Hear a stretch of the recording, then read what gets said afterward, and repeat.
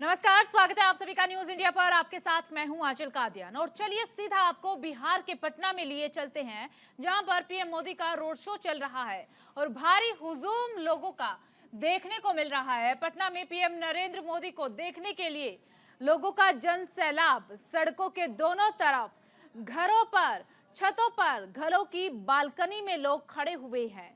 तो भव्य road show PM Narendra Modi का बिहार के पटना में चल रहा है और रोड शो में सीएम नीतीश कुमार भी मौजूद है। भीड़ को देखते हुए सुरक्षा व्यवस्था जो है वो बढ़ाई गई है। तो पटना में पीएम नरेंद्र मोदी का भव्य रोड शो चल रहा है। सबसे खास बात इस रोड शो की जो है वो ये कि पहले पीएम हैं जो पटना में रोड शो कर रहे हैं। ये सबसे खास बात है इस रोड शो की। प्रधानमंत्री नरेंद्र मोदी पटना में लोकसभा चुनाव के मद्देनजर रोड शो कर रहे हैं। रथ पर उनके साथ सीएम नीतीश कुमार और डिप्टी सीएम सम्राट चौधरी की मौजूदगी देखी जा सकती है। तमाम तरह की तैयारियां की गई थी पहले से ही। लोग सुबह से ही बेसब्री से इंतजार कर रहे थे पीएम नरेंद्र मोदी का। और ये रोड शो चल रहा है। धीरे धीरे पीएम मोदी का रथ आगे की तरफ बढ़ता हुआ। मुख्यमंत्री नीतीश कुमार, डिप्टी सीएम सम्राट चौधरी भी पीएम के साथ उनके रथ पर सवार हैं। पहली बार किसी पीएम का पटना में रोड शो हो रहा है। प्रधानमंत्री का रोड शो भट्टाचार्य मोड़ से शंखनाद और मंत्रोच्चारण के साथ शुरू हुआ। अब धीरे धीरे रथ आगे की तरफ बढ़ता हुआ लोग पुष्प वर्षा कर पीएम नरेंद्र मोदी का स्वागत कर रहे हैं। और देखिए, हाथ में पीएम नरेंद्र मोदी के जब रोड शो की शुरुआत हुई थी तब कमल का जो है वो कटआउट देखने को मिला था। साथ ही नीतीश कुमार के हाथों में भी प्रचार करते हुए नजर आ रहे हैं। हाथ हिला करके लोगों का अभिवादन करते हुए धीरे धीरे काफिला आगे की तरफ बढ़ रहा देख रहे हैं। तो उस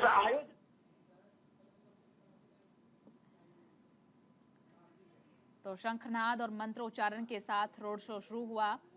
एसपी वर्मा मार्ग, एग्जीबिशन रोड, भट्टाचार्य रोड, पीर मोहानी, बुद्ध मूर्ति, कदम कुआ, बारीपत और बाकरगंज होते हुए गांधी मैदान के पास उद्योग भवन तक समाप्त होगा। इसकी शुरुआत डाक बंगला से हुई है और आपको बता दें कि आखिरी के कुछ घंटों में ना सुरक्षा के कारणों से कुछ बदलाव रोड शो में किए गए। जैसे कि इससे पहले भी हम जिक्र कर रहे थे, रोड शो की जो शुरुआत है वो तकरीबन 6 बजे के करीब होनी थी, लेकिन कुछ कारणवश जो है वो रोड शो देरी से शुरू हुआ। अब वो कारण है, वो सुरक्षा कारण बताए जा रहे हैं कि सुरक्षा के लिहाज से कुछ बदलाव भी किया गया। पहले 4 किलोमीटर लंबा रोड शो होना था, लेकिन अब बदलाव जो किया गया, अब करीब 2 किलोमीटर लंबा ये रोड शो होगा। रोड शो के रूट पर पीएम मोदी को देखने के लिए भारी भीड़ जुटी हुई है। सड़क के किनारे दोनों ही तरफ जगह जगह पर मंच भी बनाए गए हैं, जहां पर लोग खड़े हैं पीएम नरेंद्र मोदी को देखने के लिए। पुष्प वर्षा की जा रही है और सड़कों के दोनों तरफ भारी हुजूम लोगों का देखने को मिल रहा है। जनता में जबरदस्त उत्साह। सड़कों के दोनों किनारे तो लोग हैं ही हैं, लेकिन जो पब्लिक है, जो जनता है, वो घरों पर भी खड़ी है। घरों की छतों पर लोग खड़े हैं पीएम नरेंद्र मोदी की एक झलक देखने के लिए। धीरे धीरे पीएम मोदी का रथ आगे की तरफ बढ़ता हुआ और हाथ हिला करके लोगों का अभिवादन कर रहे हैं पीएम मोदी। पटना में जगह जगह प्रधानमंत्री के स्वागत के लिए मंच भी लगाए गए हैं सड़कों के दोनों तरफ। और देखिए, ये तस्वीरें घर के बालकनी में खड़े लोगों की आपने देखी कि घरों की बालकनी में लोग खड़े हैं ताकि पीएम नरेंद्र मोदी की, अपने लोकप्रिय नेता की एक झलक जो है वो देख सके। सीएम नीतीश कुमार भी पीएम मोदी के साथ नजर आ रहे हैं और डिप्टी सीएम सम्राट चौधरी भी पीएम मोदी के रथ पर सवार है। रथ धीरे धीरे, काफिला धीरे धीरे आगे की तरफ बढ़ता हुआ और जगह जगह स्वागत के लिए मंच लगाए गए। मंच पर और बीजेपी प्रत्याशी रविशंकर भी पीएम नरेंद्र मोदी के रथ पर मौजूद है। तो देखिए, तस्वीरें देखिए आप, भारी हुजूम है लोगों का, न केवल सड़कों पर बल्कि छतों पर भी। देखिए, बीजेपी नेताओं की तरफ से बड़ा दावा जो है वो पहले से ही किया जा रहा था। कहा जा रहा था कि जो ये रोड शो है वो ऐतिहासिक होगा, और तस्वीरें भी कुछ इस तरीके की ही देखने को मिल रही है। रोड शो तो इससे पहले बेहद देखे पीएम नरेंद्र मोदी के, हर जगह देखिए, लेकिन पटना में रोड शो जो है वो पहली बार हो रहा है, जिसे लेकर के भव्य तैयारियां की गई। ऐतिहासिक, जो कि बीजेपी की तरफ से दावा पहले से ही किया जा रहा था कि रोड शो जो है वो ऐतिहासिक होगा। तस्वीरें साफ बयां कर रही है कि रोड शो जो है वो सच में ऐतिहासिक ही होने जा रहा है। अंदाजा नहीं था कि इतना हुजूम होगा, इसीलिए ही आखिरी कुछ घंटों में जो है रूट में भी बदलाव किए गए, क्योंकि अंदाजे से परे लोगों का हुजूम पहुंचा। तो सुरक्षा लिहाज से आखिरी कुछ घंटों में बदलाव किए गए। तो जगह जगह फूल बरसा करके पीएम नरेंद्र मोदी का स्वागत किया जा रहा है। जगह जगह कुछ कुछ दूरी पर मंच लगाए गए हैं। तस्वीरों में आपको वो मंच भी नजर आ रही होंगी। मंच पर लोगों का हुजूम स्वागत कर रहे हैं फूलों की वर्षा के साथ। जगह जगह पर फूल बरसा करके स्वागत, अलग अलग झांकियां सजाई गई है।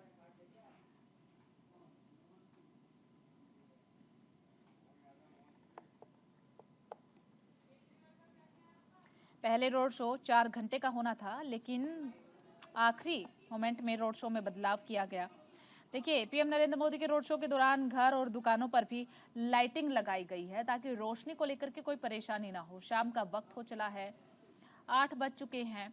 रोड शो की शुरुआत करीब 7:15 साढ़े 7 बजे के करीब हुई थी, तो अंधेरा हो जाता है। ऐसे में लाइटिंग की व्यवस्था पहले ही कर दी गई थी।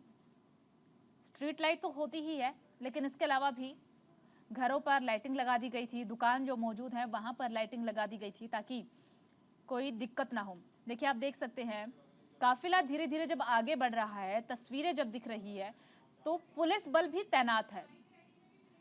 सड़कों के दोनों तरफ बैरिकेडिंग कर दी गई है और जनता को संभालने के लिए कुछ कुछ कदमों की दूरी पे, या यूं कहें कि एक एक कदम की दूरी पर ही पुलिस के जवान तैनात हैं, ताकि जो जनता है वो उत्साहित होकर के बैरिकेडिंग को क्रॉस करके सुरक्षा घेरा क्रॉस ना कर दे।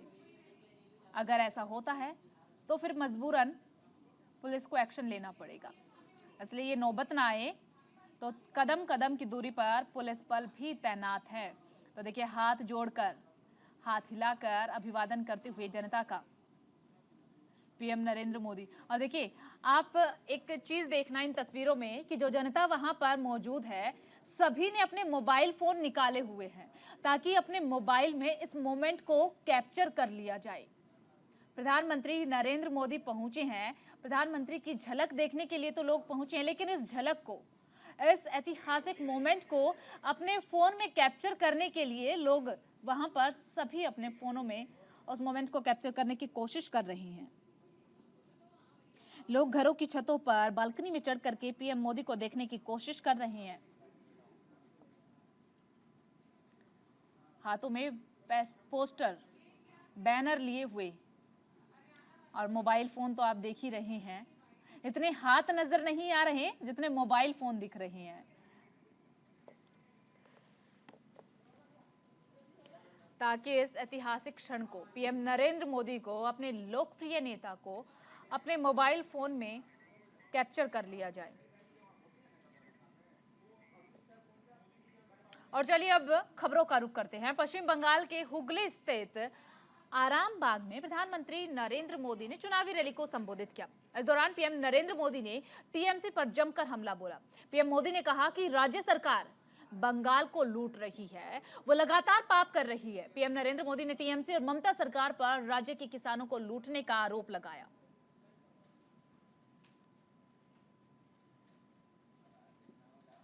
टीएमसी के लिए बांग्ला मस्तान, भाईपो बांग्लार मेये से कहीं ज्यादा महत्वपूर्ण। टीएमसी जिस तरह बंगाल को लूट रही है वो एक महापाप है। शिक्षक भर्ती घोटाला, पोंजी स्कैम, कोयला scam, chit fund scam, ration scam, इतनी बड़ी लंबी लिस्ट है। टीएमसी ने हमारे अन्नदाता, हमारे किसानों को भी नहीं छोड़ा है। टीएमसी वाले धान किसानों को मंडियों में लूटते हैं। ये किसानों का धान कम तोलते हैं और पैसा भी कम देते हैं। ये तो मोदी पीएम किसान सम्मान निधि भेजता है, उससे मेरे किसान भाइयों को कुछ राहत होती है।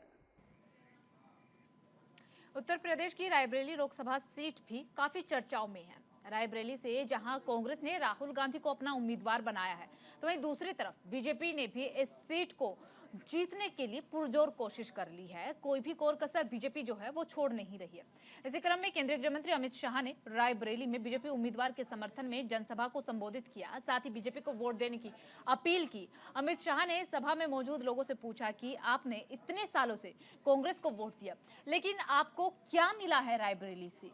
उन्होंने रायबरेली का विकास नहीं होने दिया है, इसके लिए कांग्रेस को ही जिम्मेदार बताया। उन्होंने आगे कहा कि इसके लिए सोनिया गांधी की भी जो है वो आलोचना की जा सकती है। रायबरेली का कोई विकास कांग्रेस ने नहीं किया। रायबरेली में गरीबों के लिए 82,000 आवास बनाए, 2,74,000 गरीबों को गैस का कनेक्शन दिया, 5 लाख घरों में नल से जल दिया, 5,46,000 गांव में शौचालय बनाया, 4,82,000 किसानों को 6,000 रुपया दिया, 50,000 निराश्रित महिलाओं को पेंशन दिया और 80,000 वृद्धावस्था पेंशन दिए और महाराजगंज में नया फायर स्टेशन बनाने का काम मोदी जी ने किया है। मगर एक ही कमी है, यहां सांसद भी है, अदिति सिंह जी को आपने चुना है और भी सांसद चुने हैं, ऊपर योगी जी भी है, इसके ऊपर मोदी जी भी है, बीच में एक सांसद कम है। यहां से विधायक है या अदिति सिंह? अब सांसद दे दो तो पंचायत से पार्लियामेंट तक पूरा कमल ही कमल हो। बिहार के पूर्व डिप्टी सीएम और आरजेडी नेता तेजस्वी यादव ने पीएम पर बिहार से नाइंसाफी करने का आरोप लगाया है। पटना में पीएम नरेंद्र मोदी के रोड शो पर तेजस्वी यादव ने कहा कि पीएम भले ही रोड शो करे, हमने जॉब शो किया है। तेजस्वी यादव ने यह भी कहा कि पीएम ने जितने वायदे किए उसमें से एक भी वायदा जो है वो पूरा नहीं हुआ। नौकरी के एजेंडे ने तो उन्हें रोड पे लाया है, वो रोड शो करे या शो करे, हम लोगों ने तो जॉब शो किया है। और प्रधानमंत्री जी से हम विनम्र आग्रह कर रहे हैं, आप 8-10 बारी जो है बिहार आ चुके हैं, लेकिन आपने अपना विजन जो है अब तक बिहार के लिए क्या करेंगे अगले 5 साल, ये अब तक नहीं बताया है। पिछली बार भी जो है 40 में से 39 सांसद जो जीत के गए, उन्होंने क्या किया 10 साल, अब तक उनका कोई हिसाब नहीं।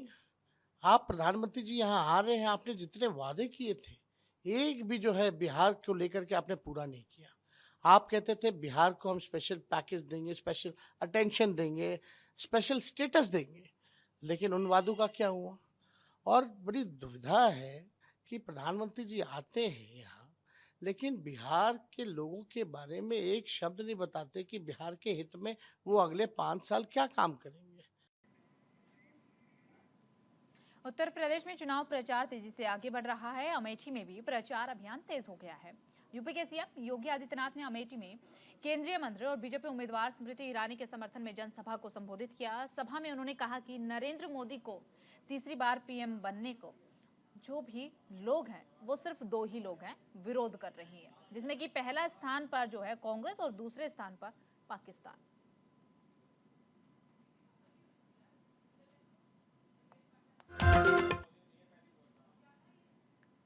तो अमेठी में सीएम मोदी जी के तीसरी बार आने का, मोदी जी का तीसरी बार आने का, प्रधानमंत्री बनने का 2 ही विरोध कर रहे हैं।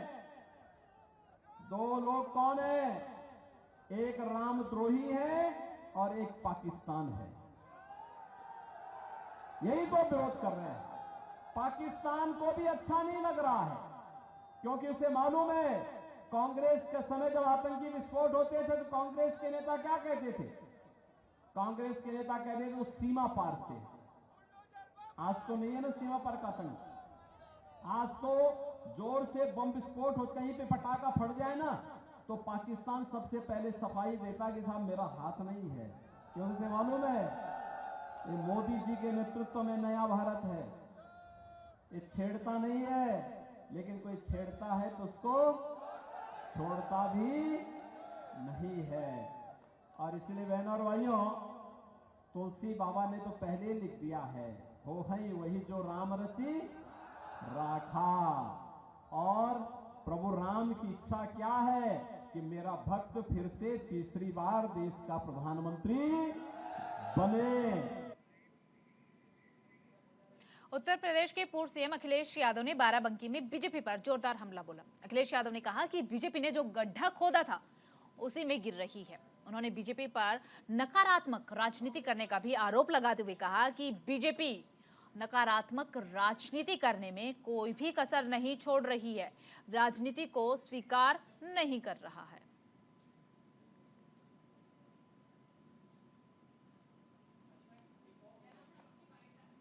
देखिए, बीजेपी ने जो गड्ढा खोदा था उसी गड्ढे में गिर गए। उनका जो नेगेटिव नैरेटिव था, जो नकारात्मक राजनीति थी, वो आज नकारात्मक राजनीति को कोई स्वीकार नहीं कर रहा। अपने खोदे हुए गड्ढे में बीजेपी गिर गई।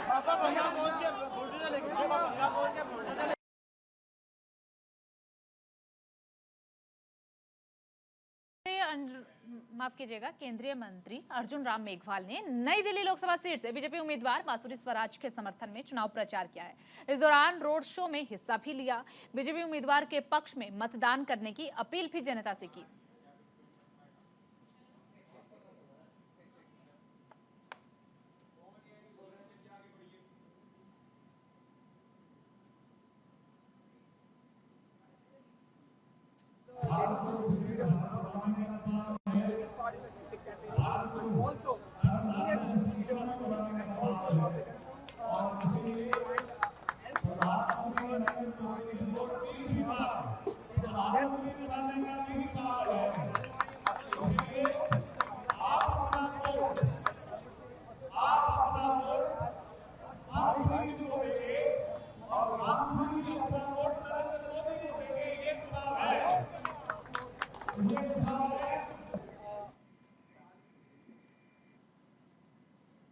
केंद्रीय मंत्री और उत्तरी मुंबई सीट से बीजेपी के उम्मीदवार पीयूष गोयल ने चुनाव प्रचार को तेज कर दिया है। चुनाव प्रचार के दौरान पीयूष गोयल घर घर जाकर के लोगों से मुलाकात कर रही हैं, वोट की अपील कर रही हैं। इसी क्रम में पीयूष गोयल ने मलार इलाके में घर घर जाकर के मतदाताओं से मुलाकात की और अपने पक्ष में मतदान करने की अपील भी की।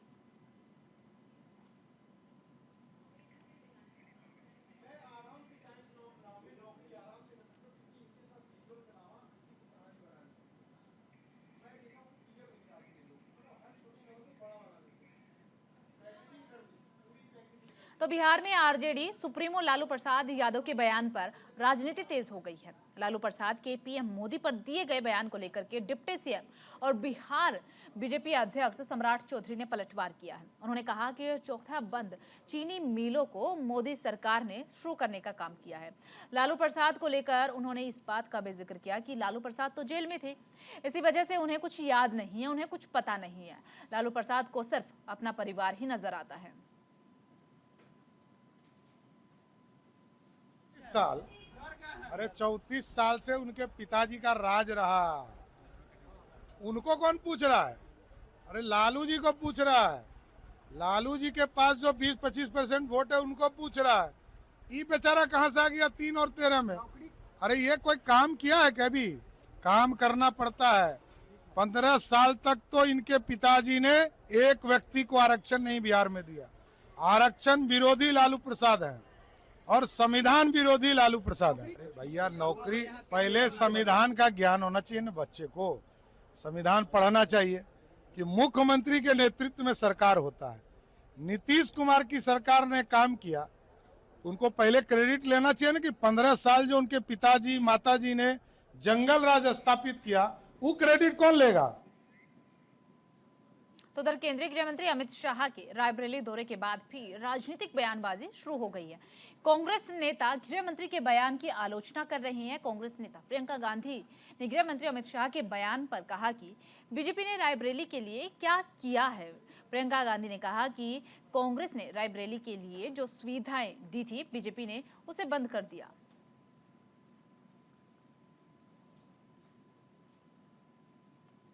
की शुरुआत मैं गृह मंत्री जी से पूछना चाहती हूँ, भाजपा ने रायबरेली के लिए क्या किया है? क्योंकि कांग्रेस ने Ganga bridge, rail coach factory, rail wheel factory, AIIMS, NIFT, FDDI, rail line doubling track और electrification, 4 lane from Lucknow to Raebareli, ring road, 5 national highway, motor driving school की शुरुआत की, इन्होंने बंद की। स्पाइस पार्क की शुरुआत हमने की, इन्होंने बंद किया। इंजीनियरिंग कॉलेज, एम्स हमने शुरू किया, इन्होंने बंद किया। कोविड के समय 3 करोड़ की एमपीएलएडी से मदद, 8 flyover, railway washing line, modification of railway stations, 10 railway underpass, road construction by central road fund, Raebareli to Dalmau, Raebareli to Lalganj, Raebareli to Semari. उन्होंने क्या किया रायबरेली के लिए? मैं गृह मंत्री जी से पूछ। तो उधर हरियाणा के सीएम नायब सिंह सैनी ने दिल्ली के सीएम अरविंद केजरीवाल के बयान की आलोचना की, उन्हें भ्रष्टाचारी बताया। रोहतक में मीडिया से रूबरू होते हुए नायब सिंह सैनी ने कहा कि केजरीवाल पर शराब घोटाले का आरोप है, फिर भी वे इस्तीफा नहीं दे रहे हैं, वे भ्रष्टाचारियों को बचाने में लगे हुए हैं।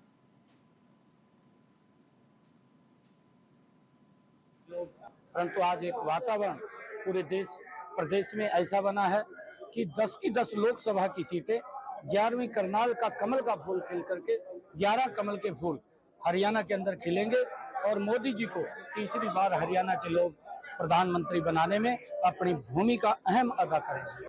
नहीं देखिए, कमी नहीं है। रोहतक के अंदर मैं खुद आया हूँ, मेरे ख्याल से 4-5 कार्यक्रमों में तो मैं खुद रहा हूँ। लोगों का जो उत्साह, जो जोश देखने को मिल रहा है। डॉक्टर अरविंद शर्मा जी एक बहुत बड़े मैंडेट के साथ जीत करके तीसरी बार नरेंद्र मोदी जी को प्रधानमंत्री बनाने का काम करेंगे। क्योंकि ये झूठ बोल करके लोगों को गुमराह करने की बात करते हैं। केजरीवाल वो अभी तिहाड़ जेल के अंदर है, वहां से अंतरिम जमानत के ऊपर वो आया है।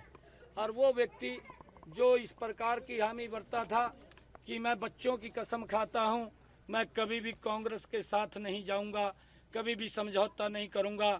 अगर सोनिया गांधी की जांच कराई जाए तो ये जेल में जाएगी। अगर मेरे ऊपर चार्ज लग गया तो मैं त्याग पत्र दे करके जांच कराऊंगा। मैं कोई गाड़ी नहीं लूंगा, बड़ी बड़ी गाड़ियां लेने का काम किया है। उन्होंने कहा था कि मैं एक साधारण आम आदमी हूं, साधारण घर में रहूंगा। आपने देखा शीश महल बनाने का काम भी उसी ने किया। और ये जो एक दूसरे को गाली देते थे अब गले लगा रहे हैं। और भ्रष्टाचार के अंदर केजरीवाल ये कांग्रेस से भी 4 कदम आगे निकल।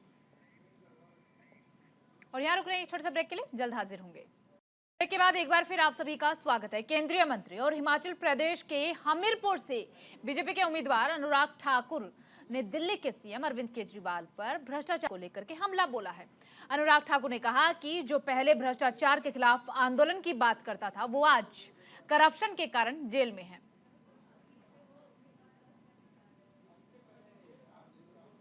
देखिए, जो व्यक्ति भ्रष्टाचार के खिलाफ आंदोलन करने की बात करता था, आज गंभीर भ्रष्टाचार के आरोपों के चलते जेल की सलाखों के पीछे। केवल चंद दिनों के लिए अंतरिम राहत मिलकर बाहर आए, उस पर भी कंडीशन लगी है और 2 जून को वापस अरविंद केजरीवाल जी को सरेंडर करके जेल जाना होगा। अब उससे पहले जितना मर्जी झूठ चीखो पुकार करनी कर लें, सच्चाई ये है कि उनके स्वास्थ्य मंत्री, जेल मंत्री, उनके शिक्षा मंत्री, शराब मंत्री, उप मुख्यमंत्री और स्वयं मुख्यमंत्री जेल में भ्रष्टाचार के गंभीर आरोपों में हैं। सोनिया गांधी जी, राहुल गांधी जी, चिदम्बरम जी, ये भी भ्रष्टाचार के गंभीर आरोप झेल रहे हैं और आजकल बेल पर हैं। वैसे अरविंद केजरीवाल जी आजकल बेल पे हैं, तो उसमें खुशी मनाने की कोई बात नहीं है। भ्रष्टाचार के खिलाफ निर्णायक जंग चली है और भारत को भ्रष्टाचार से बचाना है। उसमें जांच एजेंसियां जांच कर रही है, कोर्ट अपना निर्णय दे रहा है, वो होता रहेगा। लेकिन अगर देश को भ्रमित करने का काम कोई करेगा तो देश जानता है, मोदी जी ने तो देश की पाई पाई बचाई और गरीब की भलाई के लिए लगाई, कल्याणकारी योजनाएं चलाई, 25 करोड़ गरीबों को गरीबी रेखा से बाहर निकालने का काम किया, भारत की अर्थव्यवस्था को 10वें से 5वें नंबर पर पहुंचाया। अब तीसरी बड़ी अर्थव्यवस्था बनाने का समय आया है।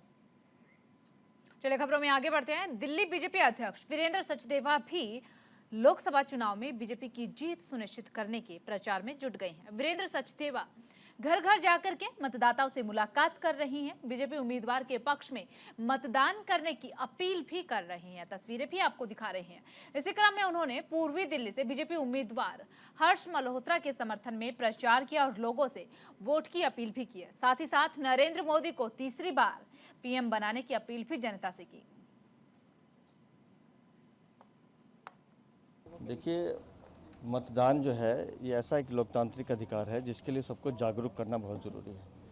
और आज पूरी दिल्ली में हर बूथ पर हमारे कार्यकर्ता घर घर जाकर पर्ची दे रहे हैं और सबसे एक ही बात कर रहे हैं कि अपना वोट राष्ट्र के नाम, प्रधानमंत्री नरेंद्र मोदी के नाम। ये देखिए ना, ये देखिए, ये 5th क्लास में पढ़ता है, आदर्श इसका नाम है। लेकिन इसका कहना ये है कि पिछले 10 सालों में, इसकी तो उम्र छोटी है अभी, लेकिन ये कहता है कि प्रधानमंत्री नरेंद्र मोदी का मैं फ़ैन हूँ और हर घर में जाऊँगा, प्रधानमंत्री के लिए वोट मांगूंगा। दिल्ली के सीएम अरविंद केजरीवाल ने प्रेस कॉन्फ्रेंस कर गारंटियों का ऐलान किया है। इस दौरान अरविंद केजरीवाल ने मीडिया से बातचीत में कहा कि मेरी गिरफ्तारी की वजह से इन गारंटियों को लोगों को बताने में देरी हुई है। उन्होंने कहा कि मैं गारंटी लेता हूं कि इंडी गठबंधन के सत्ता में आने के बाद इन गारंटियों को लागू किया जाएगा। प्रेस कॉन्फ्रेंस में अरविंद केजरीवाल के साथ पंजाब के सीएम मान भी मौजूद थे।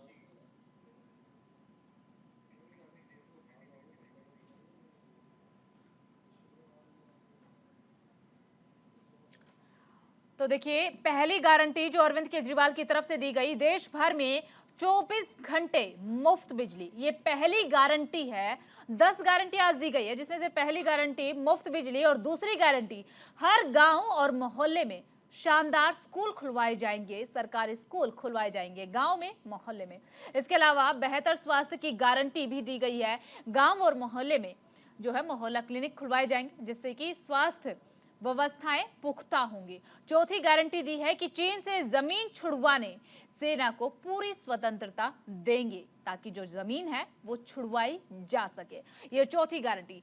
पांचवी गारंटी अग्निवीर योजना को लेकर, अग्निवीर योजना बंद की जाएगी, कच्ची नौकरियों को पक्का करेंगे। ये पांचवी गारंटी आज अरविंद केजरीवाल की तरफ से दी गई। किसानों का जिक्र करते हुए छठी गारंटी, किसानों को एमएसपी की गारंटी मिलेगी। ये छठी गारंटी जो अरविंद केजरीवाल ने आज प्रेस कॉन्फ्रेंस के दौरान बताई है। सातवीं गारंटी, दिल्ली को पूर्ण राज्य का दर्जा दिलवाया जाएगा।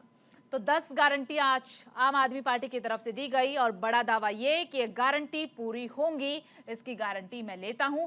8वीं गारंटी, 1 साल में 2 करोड़ रोजगार का इंतजाम होगा, एनी हाउ, कैसे भी हो लेकिन होगा। बीजेपी के वॉशिंग मशीन को तोड़ा जाएगा, भ्रष्टाचार से निजात दिलवाई जाएगी। ये 9वीं गारंटी दी है और बीजेपी पर हमला साथ ही साथ बोला गया है। 10वीं गारंटी, जीएसटी को लेकर कि जीएसटी का सरलीकरण किया जाएगा। तो ये 10 गारंटी आज आम आदमी पार्टी की तरफ से दी गई है। अरविंद केजरीवाल ने साथ ही कहा कि माफी चाहता हूं, गारंटी बताने में देरी हुई।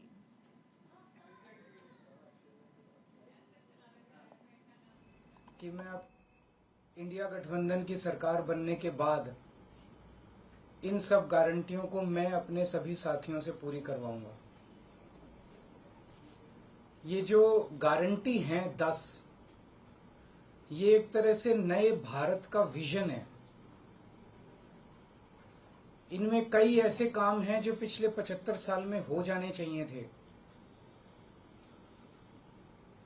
जो भी कारण रहे नहीं हो पाए। किसी भी राष्ट्र की फाउंडेशन का काम है, नींव रखने का काम है। उसके बिना राष्ट्र आगे नहीं बढ़ सकता। उन कामों को युद्ध स्तर के ऊपर अगले 5 साल के अंदर पूरा किया जाएगा। इसमें वो गारंटियां हैं जो इस देश के लोगों को महंगाई और रोजगार से छुटकारा दिलाएंगे, उनसे उन लोगों को रिलीफ दिलवाएंगे। तो एक तरफ है मोदी की गारंटी, एक तरफ है केजरीवाल की गारंटी।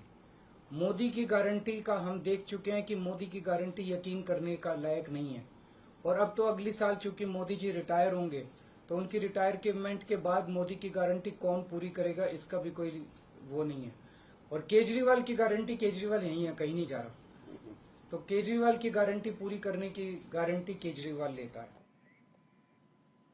दिल्ली में बीजेपी ने पीएम नरेंद्र मोदी के समर्थन में बाइक रैली का आयोजन किया, जिसमें कि सिख समाज से जुड़े युवाओं ने बढ़ चढ़ करके हिस्सा लिया। रैली को बीजेपी प्रदेश अध्यक्ष वीरेंद्र सचदेवा, केंद्रीय मंत्री जनरल वीके सिंह और बीजेपी नेता मनजिंदर सिंह सिरसा ने झंडे दिखा करके रवाना किया। इस दौरान बीजेपी नेता मनजिंदर सिंह सिरसा ने कहा कि युवाओं में पीएम नरेंद्र मोदी के समर्थन में बाइक रैली निकाली है।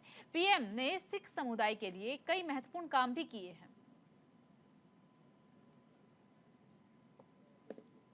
देखिए, संदेश खली में बुरी तरह से टीएमसी फंस चुकी है। संदेश खली में लोग खड़े हो गए हैं। अब लोग ये कह रहे हैं कि हमारी हम बहू बेटियों का इंसाफ खुद लेंगे। ऐसे में ममता जी और टीएमसी जो है बहुत बुखला गई है, सीट हाथ से जाती दिख रही है। अब वो मैसेज देने की कोशिश कर रहे हैं कि नहीं, ये तो ऐसे बनाया जा रहा, माहौल ऐसा है नहीं है, इसलिए वो कभी कंप्लेंट करते हैं, कभी कहते हैं इलेक्शन कमीशन को कहेंगे, लेकिन वहाँ के लोग अब आवाज़ बुलंद कर रहे हैं और वो खड़े हो गए हैं ममता जी के खिलाफ और टीएमसी के गुंडों के खिलाफ। देखिए, उनके पास 10 तो सीटों पे चुनाव लड़ रहे हैं और 10 वो गारंटियाँ दे रहे हैं। पहले तो इस बात की गारंटी दें कि जो शराब घोटाले में उन्होंने पैसा इकट्ठा किया है 2000 करोड़ रुपया, वो वापस लौटाएंगे। पहले इस बात की गारंटी दें जो स्कूल घोटालों में, बस घोटालों में और जल बोर्ड के घोटालों में और बिजली घोटालों में जो उन्होंने पैसे इकट्ठे किए हैं वो वापस लौटाएंगे। चलिए खबरों में आगे बढ़ते हैं और बात हरियाणा की कर लेते हैं। हरियाणा के करनाल लोकसभा सीट से बीजेपी उम्मीदवार मनोहर लाल भी चुनाव अभियान में उतर गए हैं। पूर्व सीएम मनोहर लाल चुनाव में अपनी जीत का आसान बनाने के लिए घर घर जाकर के लोगों से मुलाकात कर रहे हैं, वोट की अपील कर रहे हैं, लोगों से बीजेपी के पक्ष में मतदान करने की अपील कर रहे हैं। तस्वीरें आपको दिखा रही हैं।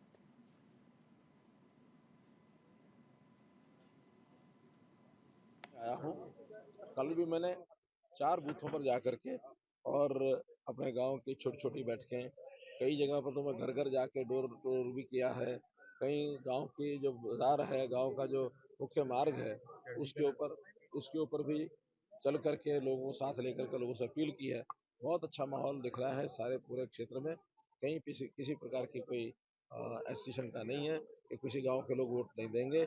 अधिकतर वोट भारतीय जनता पार्टी को इस बार मिल रहे हैं, ऐसा मेरा दावा है।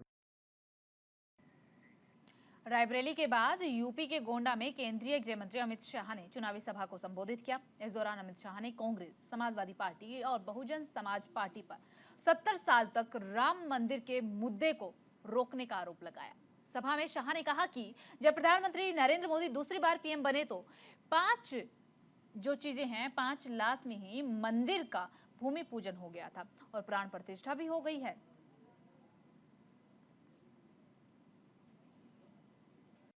ये चुनाव जो है ये नरेंद्र मोदी जी को तीसरी बार प्रधानमंत्री बनाना का चुनाव है। ये चुनाव जो है देश को दुनिया में तीसरे नंबर का अर्थतंत्र बनाने का चुनाव है। ये चुनाव है पाकिस्तान को इनकी हरकतों के लिए मुंह तोड़ जवाब देने का चुनाव है। ये चुनाव है आतंकवादी की गोली का जवाब गोले से देने का चुनाव है। ये चुनाव है 3 लाख लखपति दीदी बनाने का चुनाव है और 3 लाख गांवों में पैक्स बनाने का चुनाव है। हिमाचल प्रदेश के पूर्व सीएम जयराम ठाकुर ने चुनाव में कांग्रेस की हार की बात कही है। शिमला में जयराम ठाकुर ने कहा कि चुनाव मुद्दा पर होना चाहिए। जो चुनाव हो रहा है उनमें मुद्दे लेकर के जनता के बीच जाना चाहिए, लेकिन कांग्रेस के पास तो कोई मुद्दा ही नहीं है। इसी वजह से कांग्रेस नेता व्यक्तिगत टिप्पणी कर रहे हैं, जिससे कि ये दिखता है कांग्रेस चुनाव हार रही है। मैं ये मानता हूं कि चुनाव मुद्दों पर होना चाहिए, लेकिन जो कांग्रेस के नेताओं ने व्यक्तिगत रूप से जिस प्रकार से प्रहार करना शुरू किया है, वो स्वाभाविक रूप से दिखलाता है कि वो हार रहे हैं और बौखलाहट है, जिसके कारण वो ऐसी बातें कर रहे हैं। और मैं यही कहूंगा कि मंडी में जीतेंगे, अच्छी तरह से जीतेंगे। 2024 में चरण दर चरण लोकसभा चुनाव दिलचस्प होता जा रहा है, क्योंकि सत्ता पक्ष वर्सेस विपक्ष का चुनाव गारंटी वर्सेस गारंटी का हो गया है, और जिसकी वजह से जो ये सियासत है वो तेज भी हो गई है। खैर, इस बार का जो चुनाव है वो कई मुद्दे पैदा कर रहा है और कई सारे सवाल भी खड़े हो रहे हैं इस बार के चुनाव में, जितना दिलचस्प होता जा रहा है। और साथ ही आपको बता दें कि समाधान के दावे तक लगभग हर हथकंडा देखने को मिल रहा है। ये सब सिर्फ आपको अपने पाले में लाने की कोशिश के लिए हर दल कर रहा है।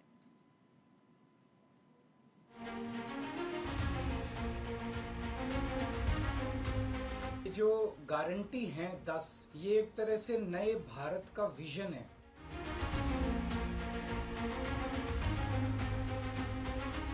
मैं डंके की चोट पर काल को 5 गारंटी दे रहा हूं।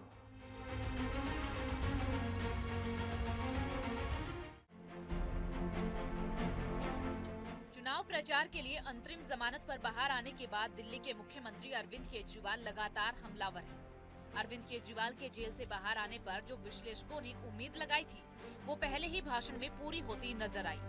दिल्ली में आम आदमी पार्टी ने आज एक प्रेस कॉन्फ्रेंस कर केंद्र सरकार और प्रधानमंत्री नरेंद्र मोदी पर तीखे हमले किए। अरविंद केजरीवाल ने कहा कि प्रधानमंत्री नरेंद्र मोदी की पुरानी गारंटी पर मैं जोर देना चाहता हूँ। उन्होंने कहा था कि 15 लाख हर व्यक्ति के अकाउंट में जाएंगे, वो नहीं हुआ। 2 करोड़ रोजगार की बात की थी, जो कि नहीं हुई है। और अन्य गारंटियों की तुलना करते हुए केजरीवाल ने लोकसभा चुनाव को लेकर देश के लोगों के लिए केजरीवाल की 10 गारंटी का भी ऐलान किया। केजरीवाल ने कहा, मेरी गिरफ्तारी के कारण इसमें देरी हुई, लेकिन अभी भी चुनाव के कई फेज बाकी है। अगर INDIA लोक सत्ता में आई तो इन गारंटियों को लागू करने की गारंटी मैं लेता हूँ। ये केजरीवाल की गारंटी। केजरीवाल की गारंटी है तो मैं इसकी गारंटी लेता हूँ कि मैं अब इंडिया गठबंधन की सरकार बनने के बाद इन सब गारंटियों को मैं अपने सभी साथियों से पूरी करवाऊंगा। ये जो गारंटी हैं 10, ये एक तरह से नए भारत का विजन है। इनमें कई ऐसे काम हैं जो पिछले 75 साल में हो जाने चाहिए थे, जो भी कारण रहे नहीं हो पाए। किसी भी राष्ट्र की फाउंडेशन का काम है, नींव रखने का काम है, उसके बिना राष्ट्र आगे नहीं बढ़ सकता। उन कामों को युद्ध स्तर के ऊपर अगले 5 साल के अंदर पूरा किया जाएगा। इसमें वो गारंटियां हैं जो इस देश के लोगों को महंगाई और रोजगार से छुटकारा दिलाएंगी, उनसे उन लोगों को रिलीफ दिलवाएंगी। तो एक तरफ है मोदी की गारंटी, एक तरफ है केजरीवाल की गारंटी। दूसरी तरफ लोकसभा चुनाव के मद्देनजर प्रधानमंत्री नरेंद्र मोदी भी देश के अलग अलग इलाकों में जाकर चुनावी जनसभाओं को संबोधित कर रहे हैं। इसी कड़ी में आज वो पश्चिम बंगाल के बैरकपुर पहुंचे। यहाँ पर प्रधानमंत्री नरेंद्र मोदी ने जनता को संबोधित करते हुए टीएमसी सरकार और इंडिया ब्लॉक पर सीधा निशाना साधा। साथ ही पीएम नरेंद्र मोदी ने रैली में शामिल होने आए लोगों से अपनी 5 गारंटी का वायदा किया। उन वायदों में पीएम नरेंद्र मोदी ने कहा कि जब तक मोदी है, धर्म के आधार पर आरक्षण नहीं दिया जाएगा। SC, ST और OBC का आरक्षण कोई खत्म नहीं कर पाएगा। इस तरह की पीएम ने 5 गारंटियां दी। जब तक मोदी है, धर्म के आधार पर आरक्षण नहीं दिया जाएगा। दूसरी गारंटी, जब तक मोदी है, एससी, एसटी, ओबीसी का आरक्षण कोई खत्म नहीं कर पाएगा। तीसरी गारंटी, जब तक मोदी है, रामनवमी मनाने से, भगवान राम की पूजा से कोई आपको रोक नहीं पाएगा। चौथी गारंटी, जब तक मोदी है, राम मंदिर पर सुप्रीम कोर्ट का जो फैसला है, उस फैसले को कोई पलट नहीं पाएगा। और पांचवी गारंटी, जब तक मोदी है, सीएए कानून को भी कोई रद्द नहीं कर पाएगा। जिस तरह से अरविंद केजरीवाल ने आम आदमी पार्टी के कार्यकर्ताओं में छाई मायूसी को हटाने के लिए जोशीला भाषण दिया है, उससे एक बात तो तय है कि अरविंद केजरीवाल जब तक जेल से बाहर हैं, तब तक वो चुनावी मैदान में रुकने वाले नहीं हैं। प्रेस कॉन्फ्रेंस से पहले केजरीवाल ने मुख्यमंत्री पद से हटाए गए बीजेपी नेताओं की लिस्ट में योगी आदित्यनाथ का नाम अपनी तरफ से जोड़ दिया। ये केजरीवाल की तरफ से उन मतदाताओं के मन में संदेह पैदा करने की बड़ी चाल हो सकती है जो वोट डालते वक्त हिंदुत्व को सबसे आगे रखते हैं। दूसरी तरफ दिल्ली सीएम ने प्रधानमंत्री नरेंद्र मोदी की गारंटी पर ये कहकर सवाल उठाया कि मोदी अगले साल 17 सितंबर को 75 साल के हो जाएंगे और खुद अपने ही फॉर्मूले के अनुसार वो राजनीति से हट जाएंगे। तो फिर बीजेपी जीतती है तो प्रधानमंत्री कौन होगा? इस सवाल पर तो बीजेपी एकजुट होकर के जवाब दे रही है, लेकिन जो 10 गारंटी केजरीवाल ने दी है उसमें वो खुद कह रहे हैं कि उन्होंने इंडी गठबंधन के किसी भी नेता से इस बारे में बात नहीं की है। तो क्या इंडी गठबंधन केजरीवाल के इन गारंटियों का समर्थन करेगी? इन गारंटियों में खास बात यह है कि पाक अधिकृत कश्मीर यानी कि पीओके को वापस भारत में मिलाना और चीन के कब्जे से जमीन वापस लाना भी शामिल है। इससे ये बात भी तय होती है कि जैसे प्रधानमंत्री नरेंद्र मोदी देश के लिए पीओके और चीन जैसे मुद्दों पर बात करते हैं, ठीक उसी तरह अरविंद केजरीवाल ने भी आज जनता के सामने इस पर बात की और मुद्दों में शामिल किया।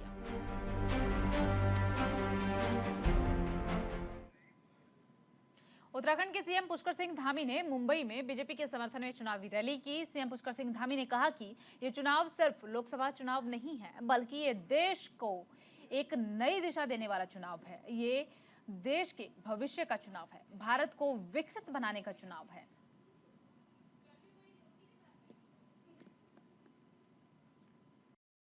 20 मई को यहाँ मतदान होना है। इस क्षेत्र के प्रत्याशी श्री मिहिर कोटेचा के पक्ष में आप सभी को मतदान करना है और कराना है। आपका एक एक वोट बहुत मूल्यवान है और आपको बताना चाहता हूं कि आपका एक वोट किस प्रकार से जो भारत की तकदीर है और तस्वीर बदलने का काम कर रहा है। मोदी जी के नेतृत्व में भारत के विकास की आज एक आधारशिला रख दी गई है। आज भारत दुनिया की 5वें सबसे बड़ी अर्थव्यवस्था बन गया है। मोदी सरकार की startup India, make in India जैसी अभूतपूर्व स्कीमें आज देश को आगे बढ़ा रही है, देश को आत्मनिर्भर बना रही है। आज दुनिया की हर कंपनी भारत में निवेश करना। उत्तराखंड के मुख्यमंत्री पुष्कर सिंह धामी से न्यूज इंडिया संवाददाता नीरज मिश्रा ने खास बातचीत की है। न्यूज इंडिया से बातचीत के दौरान उत्तराखंड के सीएम पुष्कर सिंह धामी ने कहा कि बीजेपी यूपी में 80 की 80 सीटें जीतेगी। इसके साथ ही उन्होंने इस बात का भी जिक्र किया कि यूसीसी पूरे देश में जो है यूसीसी को लेकर के वो अच्छा रिस्पॉन्स मिल रहा है, इसीलिए अगर सत्ता में आते हैं तो पूरे देश में यूसीसी लागू होगा। हमारे साथ हैं उत्तराखंड के मुख्यमंत्री पुष्कर सिंह धामी जी। सर, कल चौथे चरण का चुनाव है, अखिलेश यादव का कल चुनाव है, किस तरह से इस समय देख रहे हैं उत्तर प्रदेश में, क्या कुछ? पूरी तरह से उत्तर प्रदेश और पूरे देश के अंदर इस समय मोदी जी की और भारतीय जनता पार्टी की वेव चल रही है और 3 चरणों में भारतीय जनता पार्टी और एनडीए 200 सीटों से ऊपर के आंकड़े को पार कर गया है। 4 चरणों में 200 से और ज़्यादा सीटें भाजपा को मिलने वाली हैं, एनडीए को मिलने वाली हैं और 400 पार इस बार होगा। सर, राहुल गांधी ने प्रधानमंत्री को डिबेट करने की चुनौती दे दी है लखनऊ में आके। देखिए, ये इस प्रकार की बातों का कोई अर्थ नहीं है। आज पूरा देश, दुनिया माननीय प्रधानमंत्री जी को देख रही है। उनके नेतृत्व में आज भारत तेजी से आगे बढ़ रहा है। देश की जनता के साथ उनका एक मजबूत गठबंधन है। देश की जनता उनको प्रधानमंत्री बनाना चाहती है और इस समय चुनाव जनता ने अपने हाथों में ले लिया है। इन परिवारवादी दलों को, इन भ्रष्टाचारियों को जनता इस बार सबक सिखाएगी। सर, समान नागरिक संहिता के बाद उत्तराखंड में क्या बदलाव हुए और पूरे देश में आपने घूमे हैं और बीजेपी के घोषणा पत्र में ये चीज़ है, तो क्या किस तरह की प्रतिक्रिया आ रही है? समान नागरिक संहिता का उत्तराखंड के अंदर विधेयक बन गया है और उत्तराखंड से निकली हुई ये गंगोत्री अब भारतीय जनता पार्टी इसको पूरे देश के अंदर ले जाएगी। इस बार संकल्प पत्र में इसका संकल्प ले लिया गया। सर, इस बार सवाल आबादी के असंतुलन पे भी है, इसको किस तरह से देखें? आबादी का असंतुलन ये कांग्रेस की नीतियों का परिणाम है कि बहुसंख्यक जनसंख्या का लगातार उसमें कमी हुई है और एक वर्ग विशेष का, जिसको इन्होंने तुष्टीकरण के तहत सुविधाएं दी हैं, उनको जो है हमेशा वोट बैंक के कारण से अन्य लोगों को हमेशा तिरस्कृत करने का काम किया है। वो देश की जनता के सामने आ रहे हैं, आंकड़े आ रहे हैं, इसीलिए जो है वो एक कम हुआ है जनसंख्या में। कैमरामैन सुंदर के साथ Neeraj Mishra, news India, Lucknow. Tihar jail से रिहाई के बाद दिल्ली के मुख्यमंत्री अरविंद केजरीवाल बेहद ही एक्टिव मोड में नजर आ रहे हैं। जहां उन्होंने पहले दिल्ली में 2 लोकसभा सीटों पर रोड शो किया, वहीं अब दिल्ली के मुख्यमंत्री अरविंद केजरीवाल ने आज आम आदमी पार्टी के सभी विधायकों के साथ एक बैठक भी की और पार्टी की आगे की रणनीतियों पर चर्चा की। इसको लेकर के हमारे संवाददाता ने आप विधायकों से खास बातचीत की है, सुनिए क्या कुछ कहा। हमारे साथ शिवचरण गोयल जी मौजूद हैं। सर, आप अंदर बैठक करके आए हैं, किन किन मुद्दों पर चर्चा हुई अंदर? मुद्दे सिर्फ एक ही हैं कि 23 मई को इलेक्शन है, वो इलेक्शन जीतना है और जिस तरह से तानाशाही पूरे देश में चल रही है उसका जवाब वोट है। घर घर जाना है, लोगों से मिलना है और जो जीत निश्चित है उसको काफ़ी मार्जिन से जीतना है। आज दिल्ली की जनता जान चुकी है, देश की जनता जान चुकी है कि विकल्प कौन है।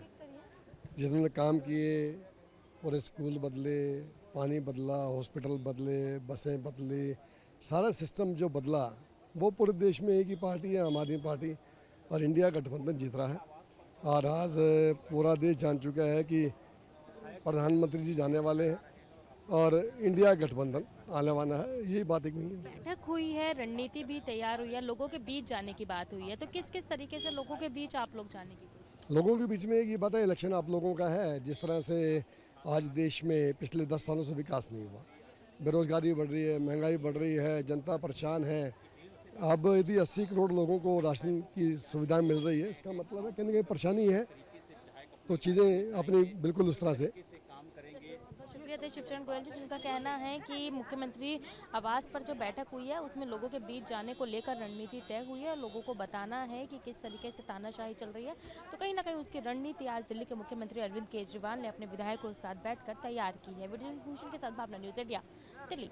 राजकुमारी ढिल्लो जी हमारे साथ मौजूद हैं। मैम, अंदर से बैठक करके आए हैं मुख्यमंत्री अरविंद केजरीवाल के साथ, किन किन मुद्दों पर चर्चा?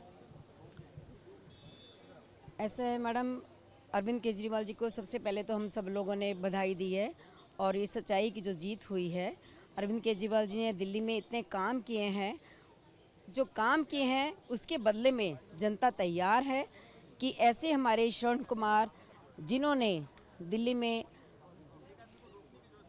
बुजुर्गों को तीर्थ यात्रा करवाई, महिलाओं को 1000 रुपये जो एक आने वाले समय में भी जो देने के लिए जा रहे हैं हर महिला को, उससे महिलाओं के लिए बसों में टिकट फ्री, पानी और बिजली फ्री, मुफ्त स्वास्थ्य, मुफ्त शिक्षा, ये सारे जो काम है वो सिर्फ दिल्ली नहीं देश देख रहा है और अब देश सिर्फ तो सिर्फ एक अरविंद केजरीवाल जी की तरफ देख रहा है कि आने वाले समय में अरविंद केजरीवाल जी को देश का प्रधानमंत्री बना जाए तो हमारा जो देश है वो तरक्की करेगा, विकास करेगा और पूरे संसार में, पूरे विश्व भर में हमारे देश का नाम होगा जब अरविंद केजरीवाल जी इस देश के प्रधानमंत्री बनेंगे। आपके सुप्रीमो को 21 दिन की राहत मिली है, तो किस तरीके की रणनीति इन 21 दिनों के लिए तैयार की गई है, क्योंकि चुनाव का समय भी है? चुनाव का समय है, जो जनता है वो जानती है और जनता सिर्फ 25 तारीख का इंतज़ार कर रही है कि किस प्रकार अरविंद केजरीवाल ने जो इतने काम किए हैं दिल्ली के लिए, तो वो क्षेत्र देख रहा है, हर नागरिक देख रहा है। और सिर्फ अरविंद केजरीवाल जी की जो ईमानदारी है और जो इनकी स्वच्छ छवि है और देश को वो आगे जो लेकर जा सकते हैं वो अरविंद केजरीवाल जी लेकर जा सकते हैं।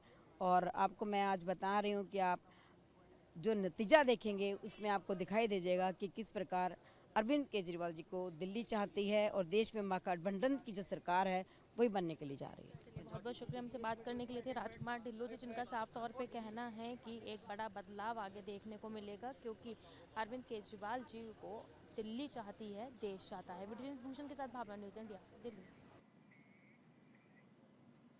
और फिलहाल 24 के सिंहासन में सिर्फ इतना ही। बाकी तमाम बड़ी खबरों के लिए बने रहिए न्यूज़ इंडिया के साथ।